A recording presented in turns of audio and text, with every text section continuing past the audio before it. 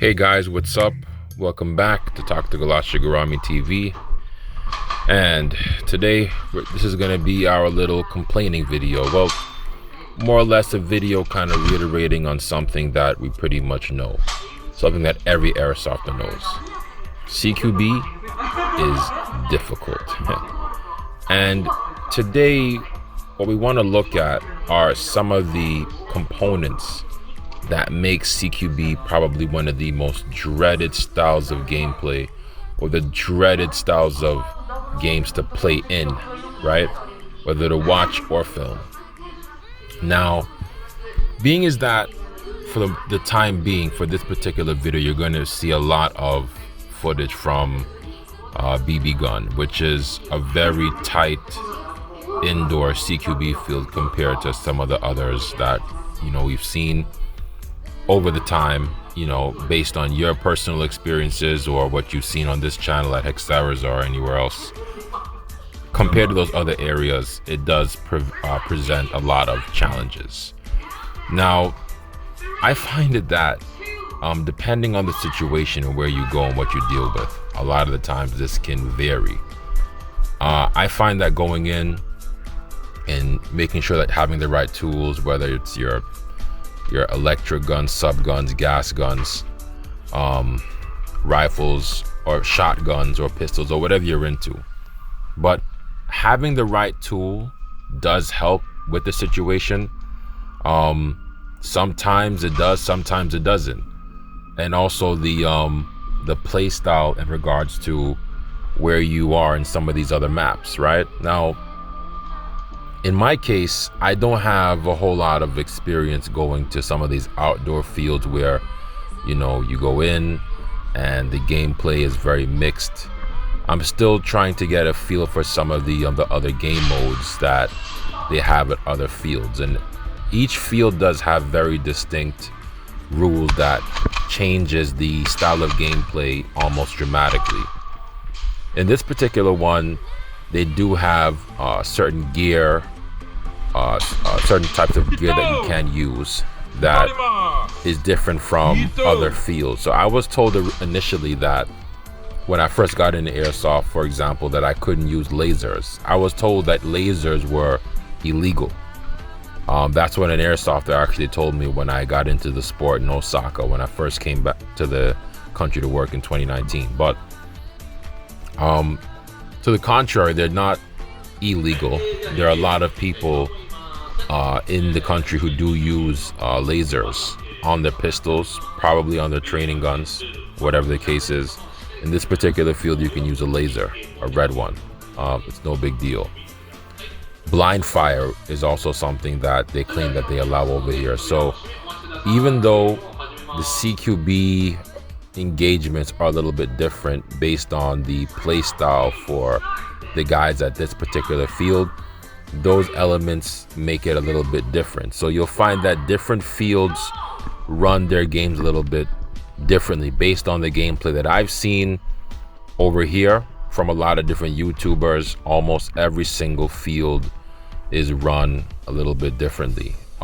Also, in addition to that, there are different game modes and game types, right? Respawn games. Respawn games are really huge. Why are respawn games so huge? Well, if there's less consequences for actually dying, where you don't sit out and waste your money, right?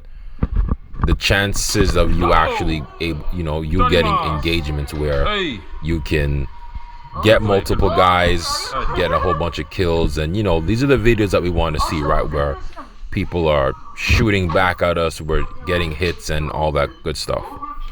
For example, the last gameplay that I put out with the Mark 18, I think it was a progression video. That was a respawn game. So that was an infinite respawn game. I don't exactly remember why it was a respawn game, but it was. But that just goes to show you, when you play these respawn games, it does open up the chances and the availability for you to really show your skills and to get the kind of kills that you may want to get in those kind of situations. For me, it all depends on the context and the environment and exactly what I'm doing and the players. Usually, if guys are engaging, it's a little bit easier to get something going on. I don't like stagnant games, especially if I'm recording them, because I do realize that a lot of you are, are watching the videos, and some of you are getting frustrated because you're not seeing the action that you want to see, and that's 100% fine. I don't blame you for getting turned off, but for those of you guys that are educated, you know exactly what's happening and you know exactly what you're seeing. And that's just what it is 99% of the time. It's just the flow of the combat in terms of what's going on in the situation, depending on the rule type. So you go in, you'll see like a gameplay, a lot of the gameplay here where as soon as the game starts, because of the map, I've seen guys literally, the first thing they do is run all the way on top of the scaffolds. They literally sprint up the scaffold to climb up to the top of the top scaffold floor in the dimension field to camp out for like 20 minutes.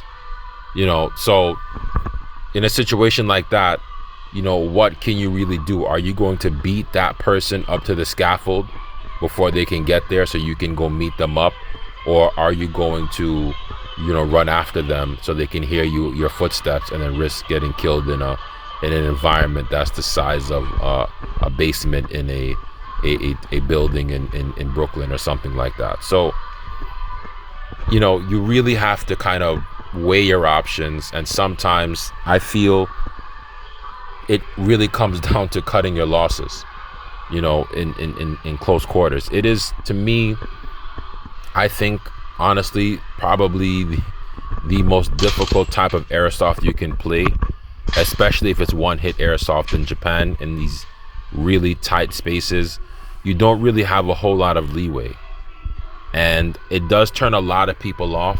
I know a lot of people that have played games for the very first time and they weren't really that enjoyable, or they didn't understand the rules really well, or there were mismatches, or they played with somebody who was just way too skilled on the other side and they just got obliterated. Or if it's a team game, they'll get obliterated for the whole day. I've had games where I've literally been paired with guys that just played in a way that was just not feasible, and they just got destroyed. And you know how it is when your team gets destroyed in CQB, and if it's an 8-on-8 or whatever the case is, you're not, what are the odds of you going to, you surviving against 8 other guys when 5 members of your team died because everybody rushed in? So these are the kind of situations that people are often thinking about, especially experienced airsofters when they go in.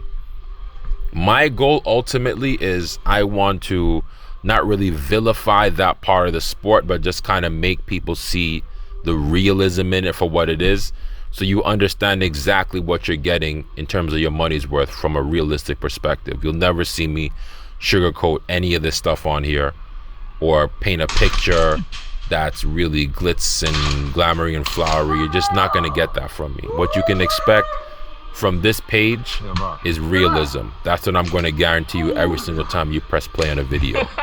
So just take that into consideration. Overall, my synopsis is, it is difficult, but a lot of it is going to come down to circumstance and basically where you are, what the rules are, who you're playing with, and what you're using.